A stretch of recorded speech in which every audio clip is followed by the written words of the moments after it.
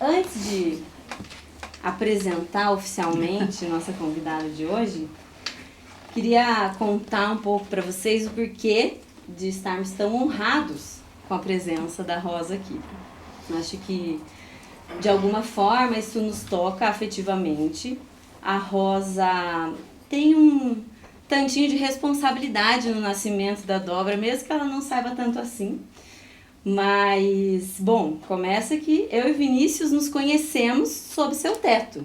Vinícius foi aluno da Rosa na graduação, participou da pesquisa do IRD e foi atendeu alguns anos lá na clínica da Rosa. E lá nós tínhamos um grupo de estudos sobre psicanálise e educação, que durou uns 4 anos, assim, né, de encontros semanais. Então nos conhecemos lá a princípio e, bom, sempre nos envolvemos com a clínica, com crianças de uma forma ou de outra. Eu atendia em uma instituição e lá eu atendia muita criança, né? Eu era responsável por 40 crianças. Então eu falei, bom, vou ficar com crianças só aqui. Na clínica não dá, já exige muito corpo, exige muita disposição. Então, no consultório, só adultos. E claramente isso era uma resistência, porque meu desejo sempre apontou nessa direção. E aí no meio da pandemia, Rosa me escreve dizendo, Kelly, tem uma criança assim, descreveu, uma criança bem pequena, com sérios sinais muito importantes de risco psíquico, e eu gostaria de encaminhar para você. E eu pensei, gente, mas e aquele meu propósito de não atender crianças no consultório? Falei, bom, eu acho que não dá mais para resistir, vamos lá. E aí eu sabia que, enfim, isso marca um antes e depois da minha clínica, porque daí, não, né, uma vez que se abrem essas portas, não se fecham mais, se dizem de um desejo mesmo. E aí, nisso, o espaço onde eu atendia começou a ficar pequeno para essa clínica tão barulhenta e bagunçada. E aí falei, bom, Vini, acho que é agora, vamos. Daí nasceu a dobra. Então, de certa forma, Rosa, essa sua indicação marcou uma virada muito importante na minha clínica. Muito obrigada pela aposta e pela confiança no meu trabalho. Bom, não vou apresentar o currículo da Rosa, porque esse vocês procuram lá no Lattes, né? A gente não até colocou. Desatualizado lá. Então procura lá no nosso Instagram, que tá lá estão lá todas as publicações de livros, né? Que a Rosa escreveu, organizou e etc. Então a gente está aqui com a Rosa Maria Marini Mariotto, que há 6 anos é a Vopsi. E desta personagem nasce um livro também, Como a Gente Vira Gente. E há 3 anos a Rosa Trifarfã. Então temos aí os perfis da Rosa na internet, onde todo mundo pode encontrá-la. E hoje, Rosa, a dobra vai perguntar para o Ministério do Estrago Prazer o que é isso de transmissão, difusão, propagação da psicanálise nas redes sociais. Muito obrigada pela sua presença. Bom, boa noite. Se há uma carga afetiva do lado de vocês, do meu lado também, né? Nem falo muito, porque depois de uma determinada idade eu começo a chorar, né? Sempre fui meio muralha, mas agora não sou mais. Mas acho muito legal estar aqui sob o teto, né, de uma clínica movida por um desejo. Eu acho que a transmissão em psicanálise, já entrando um pouquinho nessa ideia, ela é muito diferente de fato da difusão e da propagação, porque a transmissão em psicanálise faz essa dobradiça que produziu a dobra. Essa dobradiça entre o desejo de transmitir e o quanto isso pode ajudar a deixar mais claro o desejo do analista. Então, o desejo de transmitir a psicanálise. O que eu transmiti para vocês, né? Aqueles que um dia foram meus alunos. Muito mais do que um conhecimento teórico, eu transmiti o meu desejo pela psicanálise. E eu acho que, de algum modo, se isso produziu, né, ou ajudou alguns a também se localizar nesse desejo, terei já cumprido com a minha missão. Né? E cumpri porque já não dou mais aula. Então, já deu. Por isso que não consultem meu Lattes, porque depois que eu saí, né, da docência formalmente, eu nunca mais mexi no Lattes e isso é currículo para mim, nunca mais mexi no Lattes. O que significa, assim, que todas as minhas publicações que vieram pós meu desligamento formal da universidade, eles vieram muito em nome de um desejo e não em nome de você cumprir com a pontuação que todo professor universitário deve ter. Eu não sou contra isso, mas isso já não participa mais, né, do meu percurso. Então, eu também me aposentei do Lattes, só para dizer isso. Então, nesse sentido. Bom, eu vim com a minha camiseta de celebridade, tá? Porque já que a gente vai falar sobre, né, transmissão, difusão, propagação da psicanálise nas redes sociais, eu resolvi vir com essa camiseta, que eu ganhei, né? E gosto muito dela. Mas, então, eu pensei em fazer, eu trouxe várias ideias, mas vou falar algumas coisas assim que me ocorreram quando do convite do Vinícius, né, em relação a essa participação maciça, né, da psicanálise e dos psicanalistas nas mídias sociais. Eu vou começar com uma frase, né, ou com uma frase-pergunta do Christian Dunker, um importante psicanalista que tem mais de 400 mil seguidores no seu canal do YouTube, né? E ele faz a pergunta: como que você está usando as redes sociais? Para satisfazer o seu desejo de reconhecimento ou para explorar as formas de reconhecer os seus desejos? Então, essa pergunta que ele faz e que ele faz num dos programas dele lá do Falando Nisso, né, que é o canal do YouTube dele. Acho que também vale a gente situar o que é mídia, né? O que é mídia para nós, né? É essa pluralidade dos meios de comunicação, desde um cartazinho fixado numa parede até uma placa de uma loja, de um comércio, e aí o jornal, a revista, e isso, né, televisão, rádio e o que nós temos hoje de redes sociais, né?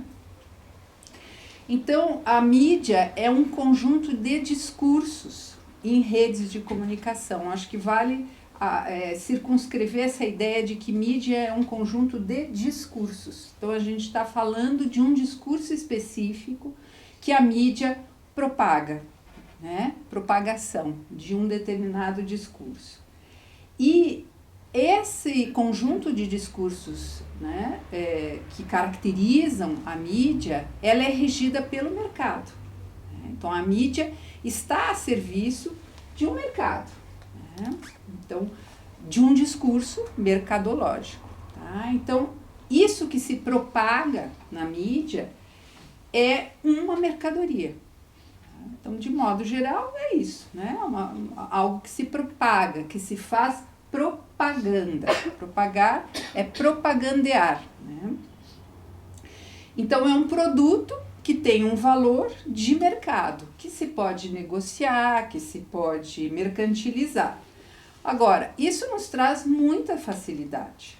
Né? Eu não estou, quando eu falo, né, de um discurso que se propaga e que é regido pelo mercado, não faço um tom de crítica. Né? É importante a gente situar a importância disso, né? Porque isso nos permite, na mídia, negociar, trocar ideia, fazer curso, fazer sexo, namorar, assistir filme, assistir show, assistir cursos e, inclusive, fazer atendimento online. Né? Inclusive isso. Né? Então, eu acho que é importante a gente situar essa questão, né, de que mídia tem uma profunda relação com o discurso mercadológico. Se a gente quiser deixar um pouquinho mais lacaniano, tem uma relação com o discurso capitalista, né, onde há uma inversão. Né, eu não vou aqui discutir todos os discursos, mas onde a gente observa no discurso do capitalista que proposto por Lacan, desde o seminário 16, formalizado mais no 17, essa ideia de que o sujeito do desejo cede novamente espaço para o sujeito da necessidade, né? Então, um objeto, quando é propagado, quando se faz uma propaganda de um objeto, né, de um objeto do mercado, né, cujo valor começa a se estabelecer, você propaga a ideia de que você precisa desse objeto, tá? Então, que você precisa tê-lo, ou precisa adquiri-lo, precisa ser isso que a mídia está oferecendo, né?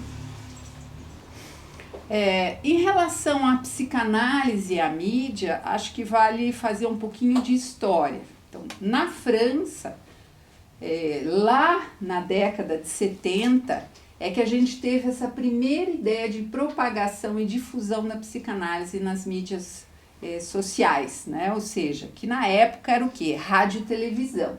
Anos 70, anos 80, anos 90, isso aí vai ser rádio e televisão. Então, vocês devem saber que a Françoise Dolto, né, psicanalista francesa, foi a pioneira nesse sentido. Ela tinha um programa de rádio, que transforma-se em programa de televisão, na década de 70, que se chamava, né, Lorsque l'enfant paraît, ou seja, quando a criança surge, quando surge a criança, e que ela fazia esse programa respondendo a perguntas ou a questões que eram enviadas lá para o programa, né? Ela diz na biografia dela de que foi uma das decisões mais difíceis da vida dela ela ter aceito fazer parte desse programa e né, participar e fazer o programa.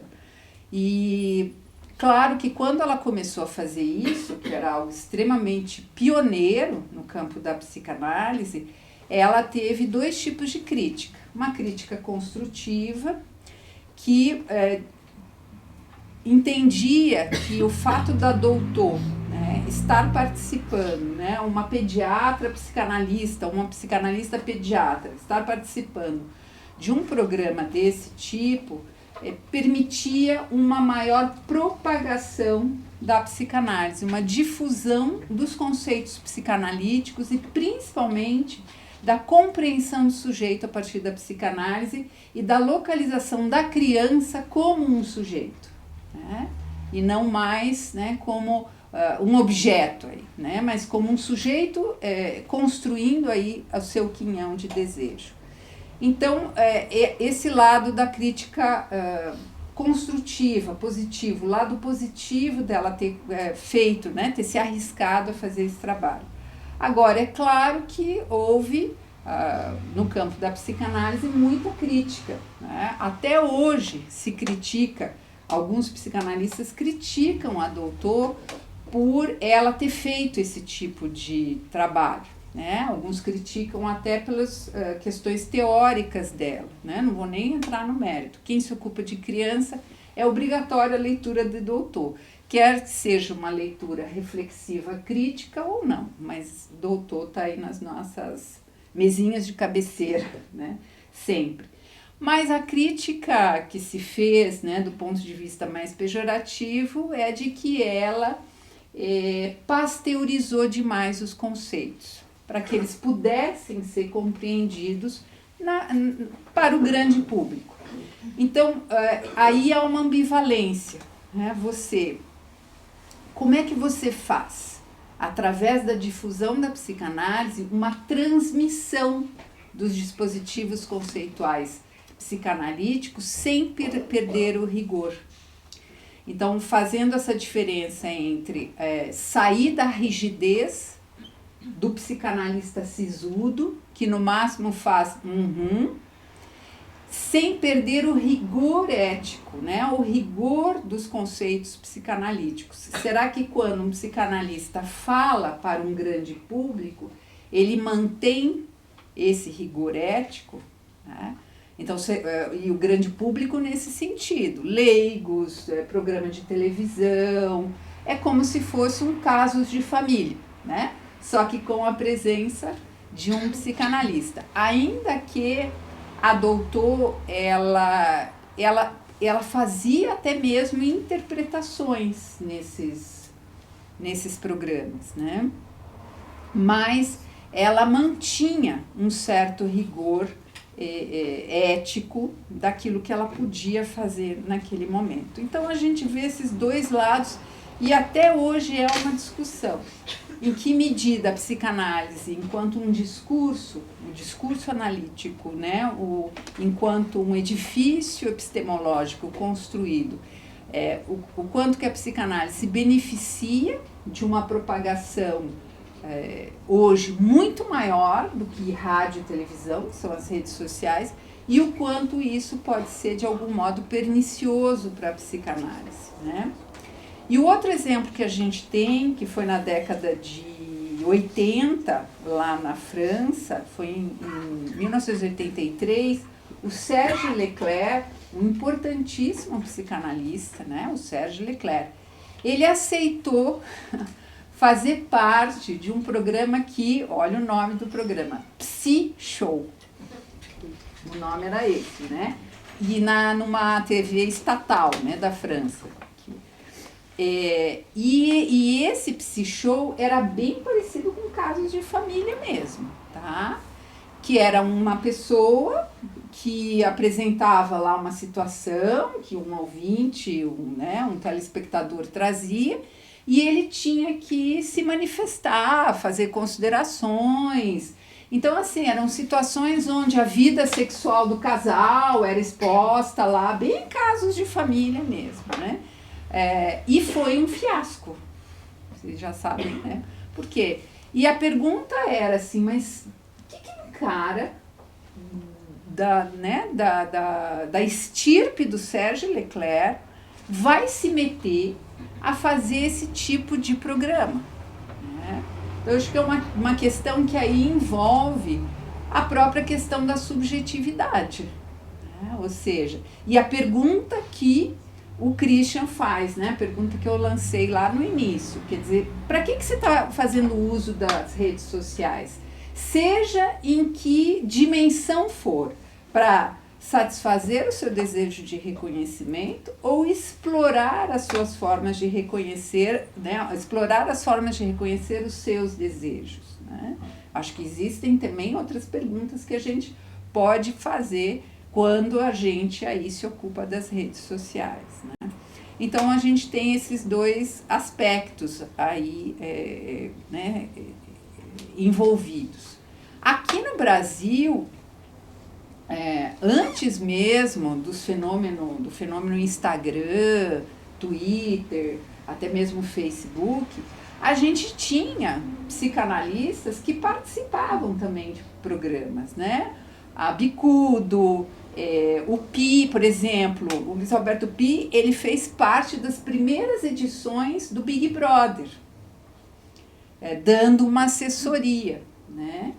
Então, você tem alguns nomes importantes da psicanálise que também, aqui no Brasil, quero dizer, que participavam já muito antes disso. Agora, hoje em dia, você tem alguns outros nomes, né? Então, com o advento da mídia nas redes sociais, Instagram, e principalmente Instagram e Facebook, mais especificamente no Instagram, você tem aí alguns nomes importantes, né? Eu já citei o Christian Dunker, a Maria Homem, você tem a Tati Bernardi, que não é psicanalista, mas ela tem 2 podcasts, né, dedicados à psicanálise, o meu Inconsciente Coletivo e o outro...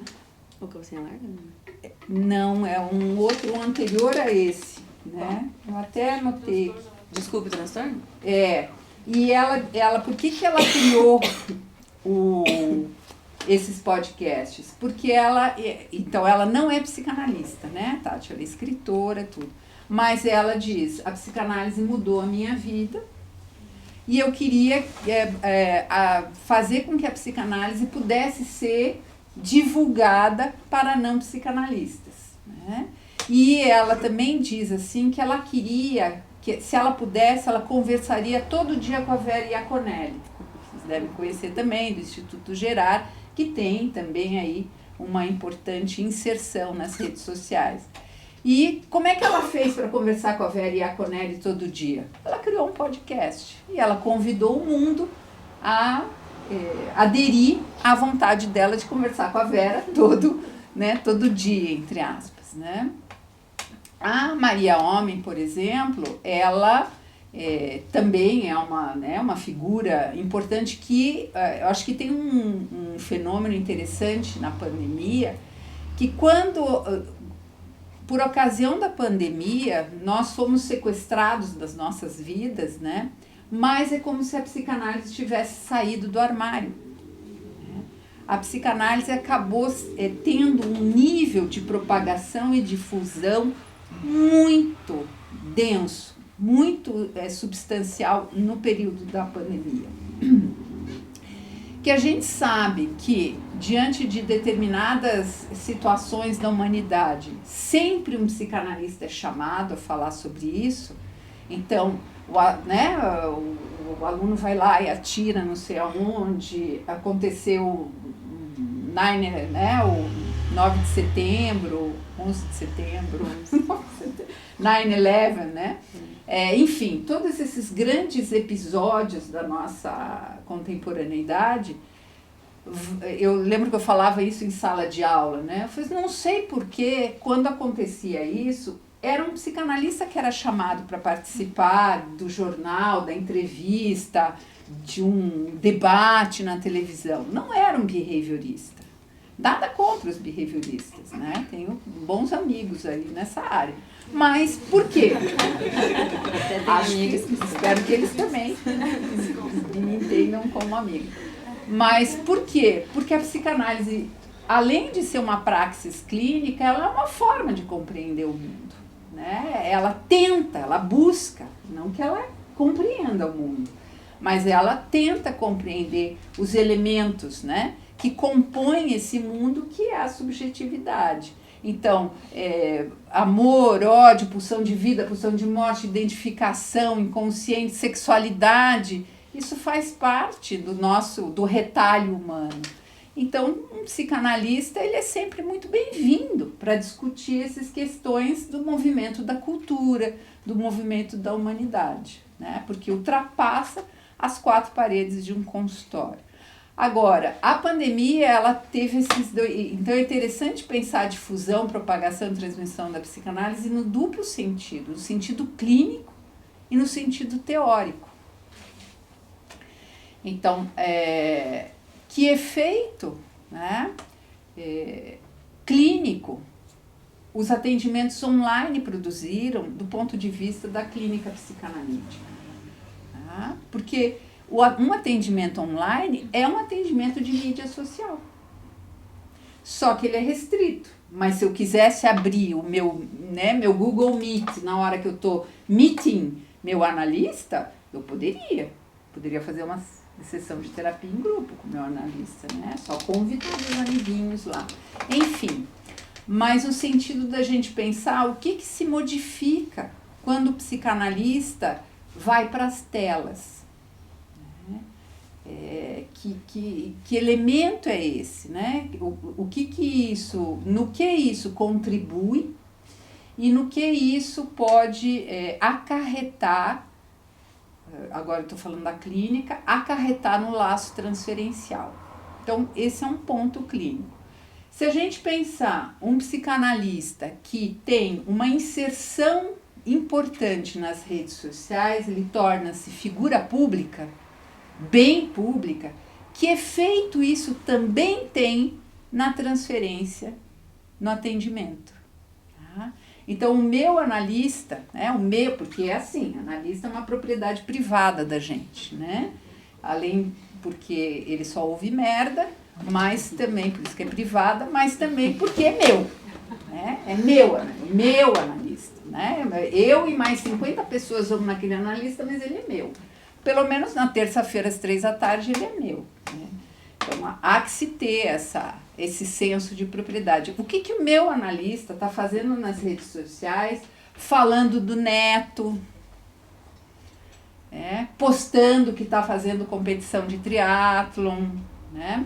contando que vendeu 50 mil cópias do seu livro, ou até mesmo mostrando uma paisagem bonita do fim de semana que fez lá no meio do mato. Que efeito transferencial isso tem?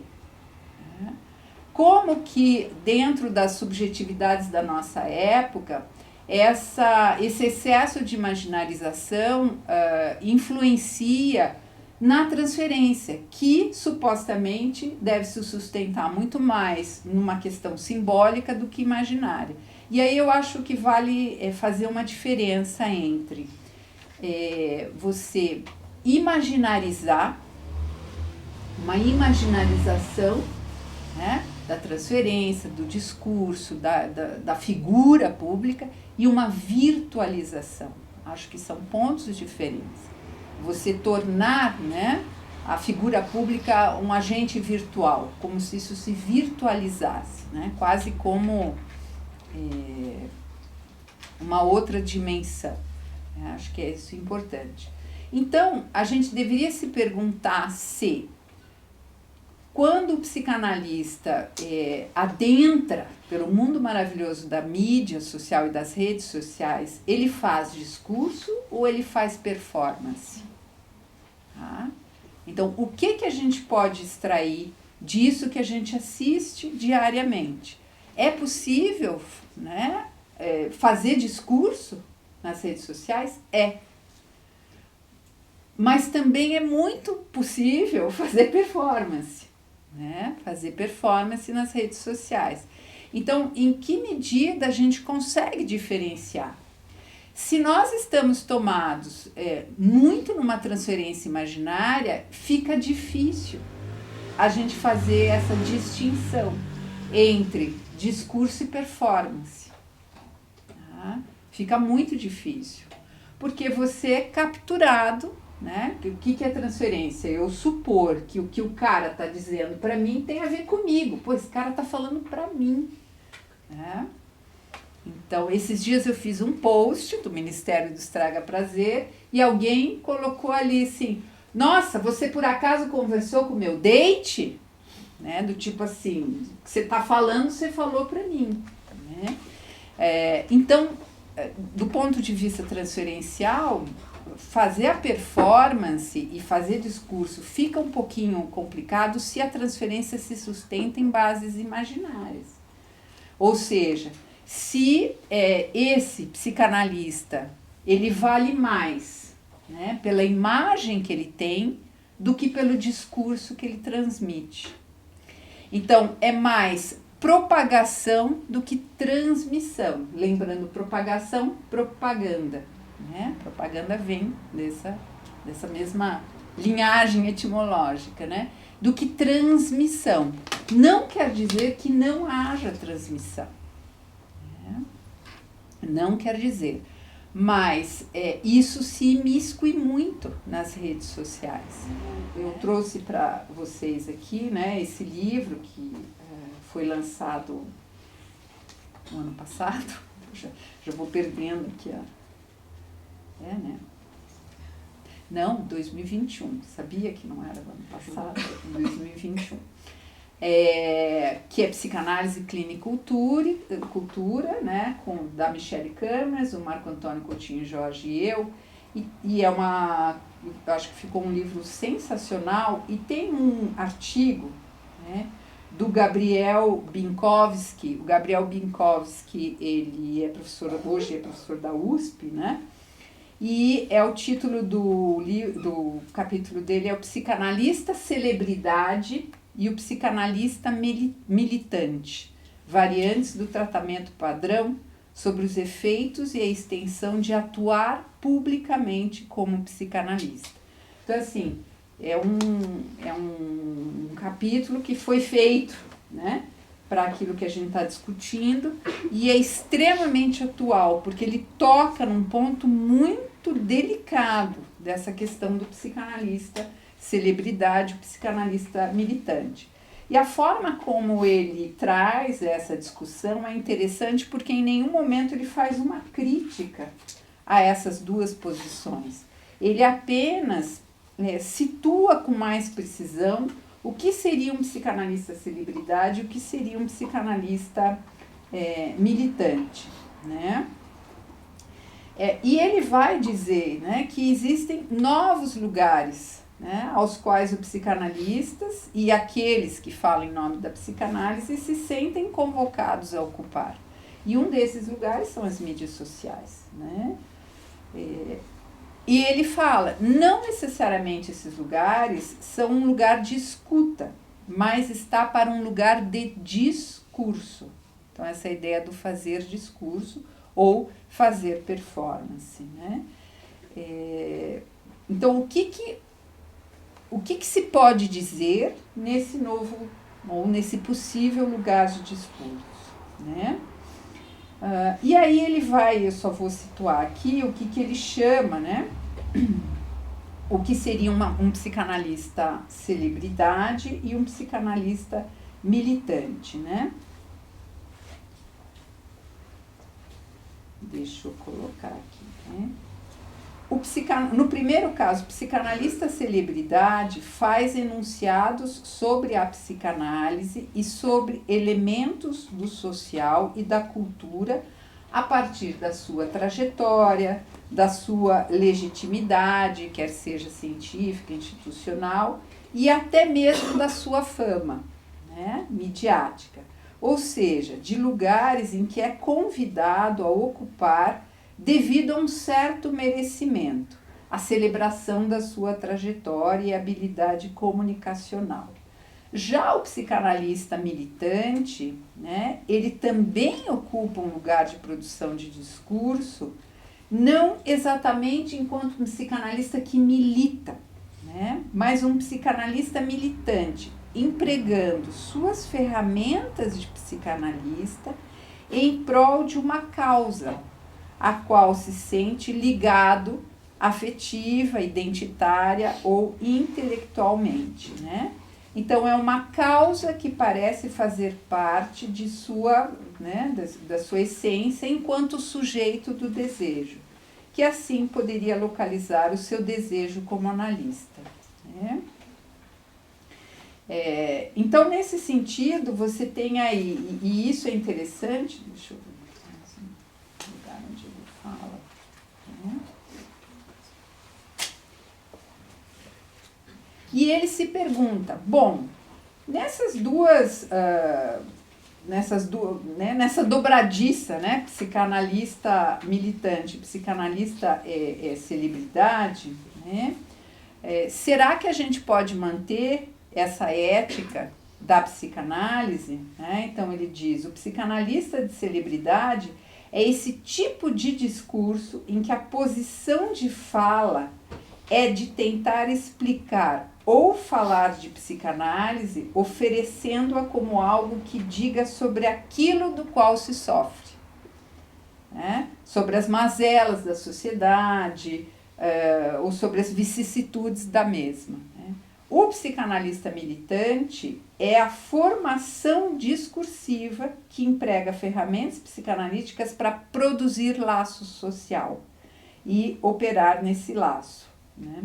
Então, por exemplo, o psicanalista militante é aquele que vai lá na praça escutar, né, um morador de rua, né, e tentar pensar algo sobre isso. E, de repente, postar nas suas redes sociais esse trabalho que se faz.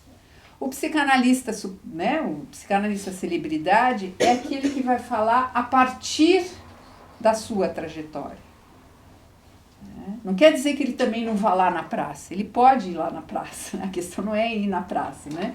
Mas a questão é como transmitir isso. Então, o alcance que o psicanalista celebridade tem na sua transmissão é geométrico, né? É muito maior.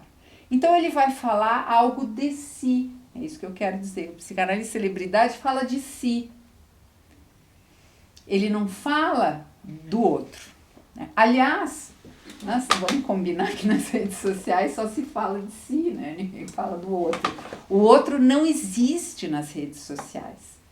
Ele existe em forma de like. porque ele não existe, né? Eu não tô comprometido com o outro, né? Eu não estou sob transferência com o outro. Quem é o outro na minha rede social? Quem é o outro em 200 mil seguidores? Ele se pulveriza totalmente. Então, é lógico, mas nesse sentido, o psicanalista celebridade é aquele que pode vir, né, a produzir um discurso, mas a partir de si, né? Onde não há muito interesse em fazer laço social, ou seja, em fazer política. Política nesse sentido de estabelecer laço social, né? E a gente tem que lembrar, né, o que o Lacan falava, a psicanálise ela é política. Ela é política porque ela faz laço social, ela propõe isso, né? Sem laço social não existe psicanálise. Então, num regime de governo onde não se possa expressar suas ideias e não se possa estabelecer um laço social, não existe psicanálise, por exemplo. Então, eu acho interessante isso que ele traz, né? No sentido de pensar que tanto uma condição como outra, né? Então agora eu vou circunscrever a questão do psicanalista de celebridade.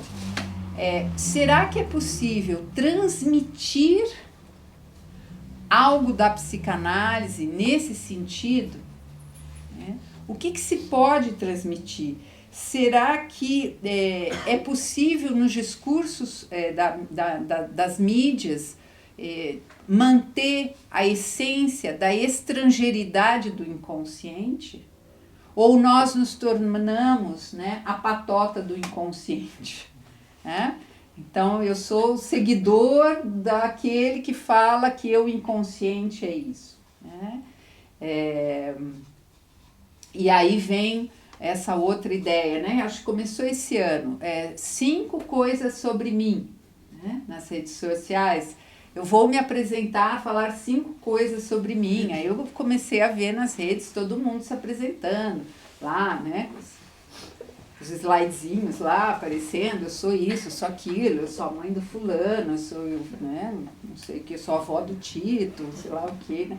E eu fiquei pensando quais seriam 5 coisas que eu pudesse me apresentar. Eu lembro que uma vez, há muitos anos atrás, eu fui fazer uma fala em Cascavel sobre, o tema era transtornos na infância, né? Só podia ser. E aí, antes de mim, um neuropediatra foi falar sobre TDAH. E eu fui me afundando na cadeira, porque eu fui me reconhecendo, né, naqueles itens lá, isso, nos indicadores, os indicadores clínicos do TDAH. Aí, na hora que foi a minha fala, né, a pessoa fala, e você, se você quiser falar mais algo de você, porque ela apresentou mais essa coisa do currículo.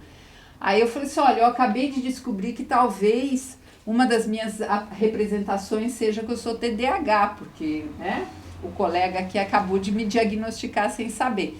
Então, nesse sentido, assim, o que me nomeia? Né? Então, essas 5 coisas sobre mim, é interessante o modo como as redes sociais vão pasteurizando o sujeito. Mas como isso é sedutor. A gente não consegue. Daqui a pouco está todo mundo falando das 5 coisas sobre si mesmo, né? E daqui a pouco eu não consigo não seguir fulano, ciclano, beltrano, né? Então, acho que é interessante a gente pensar, primeiro isso, né? As mídias fazem difusão e propagação, muito pouco fazem transmissão. Por quê? Porque, na verdade, nem todo mundo que ouve sobre psicanálise é capturado por esse discurso. Seja numa sala de aula, seja para 100 mil pessoas numa rede social. Então, por que me engata aquilo? Só vai haver transmissão em psicanálise se quando eu escutar um grande nome de 200 mil seguidores, aquilo me fizer uma questão e não me der uma resposta. Percebe? Essa é a diferença, né? Quando a psicanálise começa a responder, ao invés de produzir questão, ela perde a sua essência. Ela deixa de ser psicanálise. Porque a psicanálise ela tem essa função, né? Ela tem a função de supor, né, um sujeito que não sabe aquilo que sabe. Então, se um post, um curso, uma fala, um texto, né, se isso produz uma interrogação muito mais do que uma resposta, talvez aí tenha havido minimamente uma transmissão em psicanálise, né?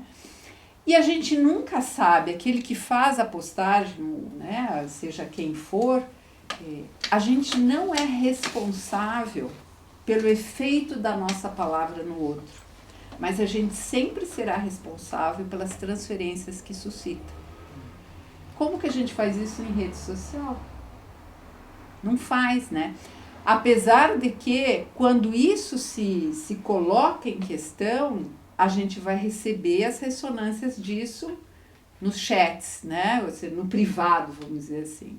Tá? A gente até recebe. Mas, enfim, no sentido de que eu acho que esse é o cuidado que o psicanalista... Então, não quer dizer assim, bom, eu sou psicanalista e eu não posso aparecer nas redes sociais. Não se trata disso, né? Porque o psicanalista, como o próprio Lacan advertia, se o psicanalista não estiver atento, né, às transformações de uma época, ele que abandone o seu ofício. Então a gente tem que estar atento às transformações de uma época. Eu tenho que saber, né, o que são redes sociais. Eu não preciso, enfim, saber tudo, mas eu tenho que estar atento no sentido de por onde atravessa a subjetividade do nosso tempo. E a subjetividade do nosso tempo atravessa as redes sociais. Então a gente pode até pensar assim, é uma nova instância psíquica, ego, id, superego e rede social. Né? A gente pode pensar isso. Tem aquele filósofo que está super na moda, peguei também aqui, o sul-coreano, não vou saber falar o nome dele, Byung-Chul, né? Só lendo aqui. O Byung-Chul Han, né? Que escreveu A Sociedade do Cansaço, Sociedade Transparente, e tem aí o livro No Enxame, Perspectiva do Digital, né? E ele diz, a comunicação digital se torna cada vez mais sem corpo e sem rosto. O digital submete a tríade lacaniana do real, imaginário e simbólico a uma reconstrução radical. Ele desconstrói o real e totaliza o imaginário.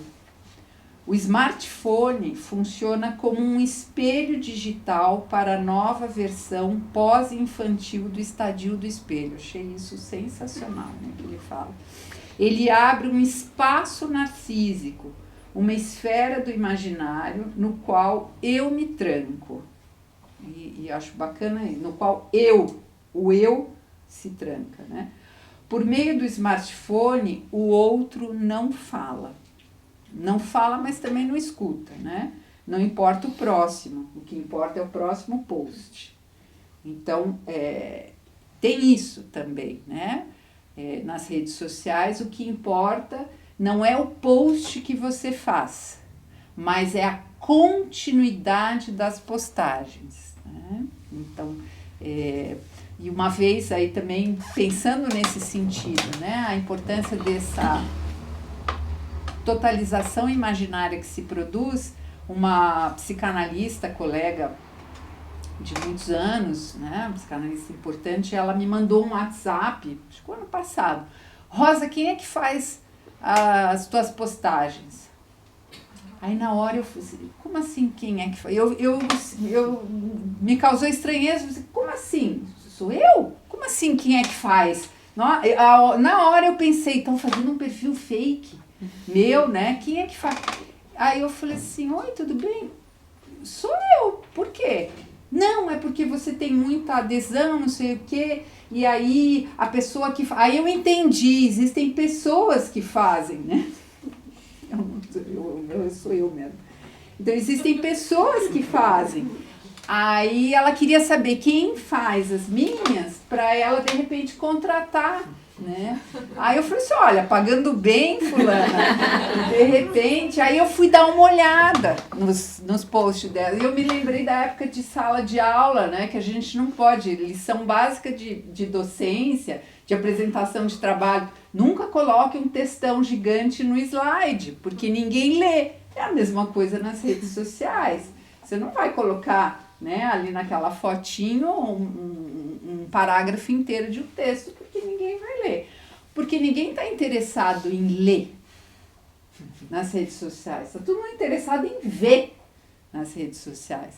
Então, o que é que captura? Frases curtas e frases de impacto, claro. Então, as caras que têm uma boa adesão nas redes sociais pegam isso, né? Então, eu achei interessante porque sou eu que faço. E essa ideia de influenciador digital. Então, quando o psicanalista se transforma num influenciador digital.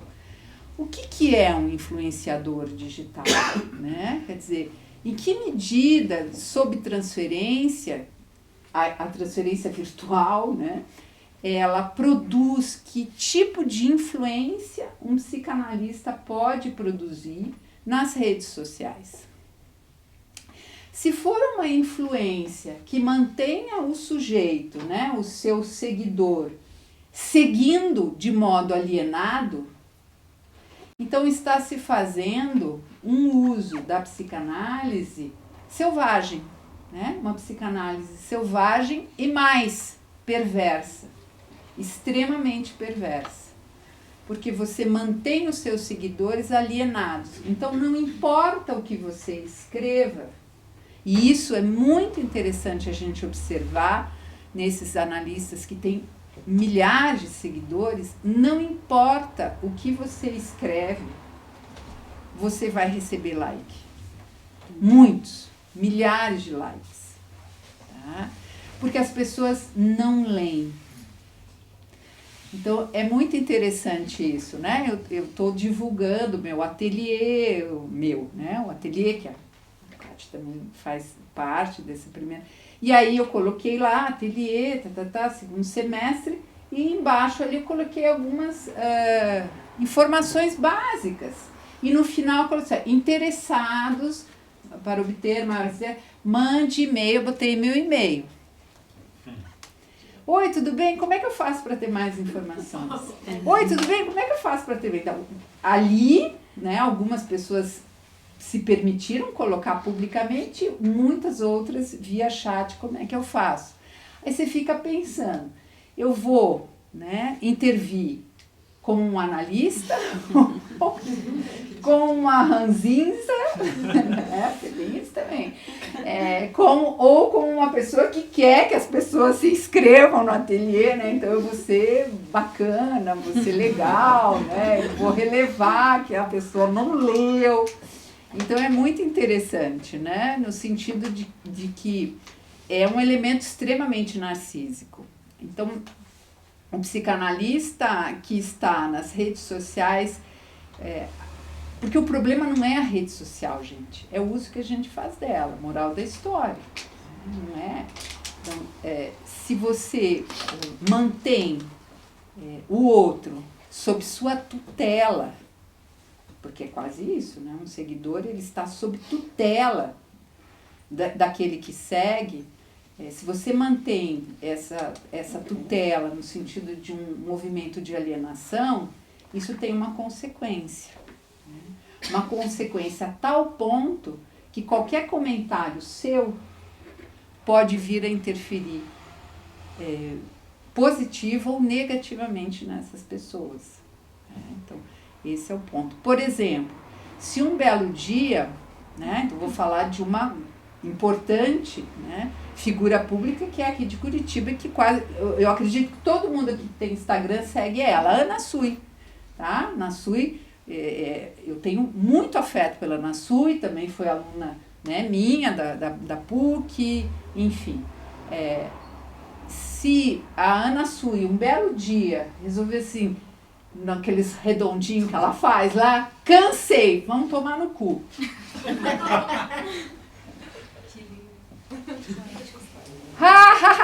Né? Vão dar risada, vão achar legal, e outros vão, né? Vão se impactar de tal modo que isso vai ter uma consequência razoável, porque ninguém sabe o que a Ana Sui quer dizer quando ela diz isso. E essa é a função do analista. O que você quer dizer quando você está dizendo isso para mim? Então, o que o Ministério do Estraga Prazer, que tem 0,1 seguidores em comparação a esses outros, quer dizer quando ele, né, quando faz-se uma frase ali? Dá para pensar as caixinhas de pergunta. Isso, as famosas caixinhas de pergunta. Quando você fez a sua, foi um furor, assim. Foi. E eu achei aquilo, eu nunca tinha feito, né? Nunca tinha feito. Eu falei, Jesus amado, o que é isso? Que fenômeno. E aí as pessoas no privado me dizem, nunca deixe de postar, porque o que você fala, o comentário, a resposta que você dá, porque aí eu acho que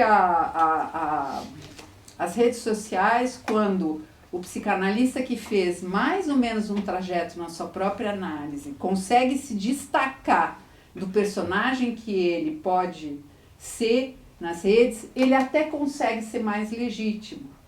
Então não enrola, né?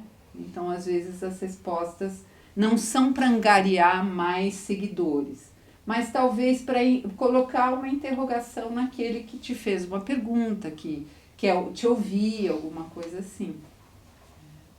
Então, de fato, bem lembrado, as caixinhas de pergunta. Eu fiz 2 vezes e pretendo nunca mais fazer. Nossa, eu respondi de todo mundo, por isso que eu me cansei. Então. Porque aí, se alguém me faz uma pergunta, eu não consigo não responder, né?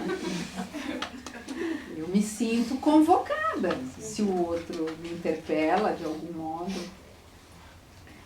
Mas uma boa aprendizagem, só que eu não vou utilizar, porque eu não espero não fazer. De repente, né? Se aí estiver bêbada, eu faço. Contrata alguém. Posso contratar alguém também, né? Aí tem uma pergunta, acho que a gente pode ir abrindo, né, para as questões, assim, as redes sociais são hoje mais um dispositivo de eco do que de subjetividade, né? E uma pergunta que se coloca, seriam as redes sociais hoje o divã da atualidade? Porque aí você tem o outro lado. Quantas vezes a gente abre, normalmente isso acontece mais no Facebook, e o Facebook o Facebook é coisa de velho, né? Então talvez vocês não tenham. Mas que é isso, adoro as histéricas, né? Hoje eu sinto falta delas no consultório, mas porque tem muito obsessivo. Essa ideia assim, porque hoje eu passei um dia horrível, não sei o que. Conta logo o que aconteceu com você, não, né? É esse movimento, você vê assim, as pessoas se colocando, porque isso é um problema, porque eu fui assaltado, porque eu fui estuprada, porque eu fui isso, porque meu pai morreu, minha irmã, minha tia, minha filha, meu gato, meu cachorro. Então, o espetáculo do sofrimento humano se encena nas redes sociais hoje, não mais no divã. Então, acho que isso é um ponto. Agora, com que propósito? Eu posto lá uma frase enigmática. Depois de hoje o que eu quero é apenas, né, um abraço, amigo. Aí você quer saber o que aconteceu hoje? Isso teria tudo.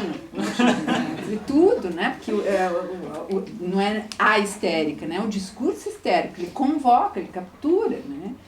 Então, o funcionamento das redes sociais, ele é histericizante. Mas nesse sentido, de que também as redes sociais elas se tornam o palco não só dos psicanalistas, mas da humanidade, né? Ou seja, de como compartilhar o sofrimento é interessante na medida em que você receba likes, porque se você compartilha o teu sofrimento e não recebe likes, isso é problemático. Aí você tem que aumentar as tuas sessões de análise. Então, esse aspecto narcísico que se exacerba muito, né, com as redes sociais. Como operar com isso? Talvez eu acho que a função do analista também, porque isso aparece nos nossos consultórios. O quanto que as redes sociais e o trabalho do psicanalista, portanto, nas redes sociais, pode fazer, a partir de uma difusão da psicanálise, minimamente uma transmissão da psicanálise, né? Então, você, quando me apresentou, falou assim, eu tive meu neto e escrevi um livro sobre isso. Quer dizer, qual que era a minha intenção? Porque isso surgiu das postagens de redes sociais que eu fiz desde quando ele nasceu. Eu ia fazendo como se ele estivesse falando de um importante marco de tempo de subjetivação, né? Isso se transformou num livro. A minha ideia não era escrever um livro para psicanalista, de modo algum, né? Aquela bobageira toda lá para a psicanalista, não, né? Mas a ideia era poder transmitir a psicanálise para pessoas que não têm nenhuma relação com a psicanálise. Então, eu difundi a psicanálise, só que por meio de uma escrita, né? Mas ela começou nas redes sociais. Então, eu acho que isso é interessante. Nesse sentido, o psicanalista não pode se furtar na pólice, de manter a psicanálise letra viva, né? Seja através de redes sociais, seja através, né, de suas falas, de seus escritos. Acho que essa é uma importante função do psicanalista, para que a psicanálise não fique reduzida a um grupo elitista e às quatro paredes de um consultório tradicional.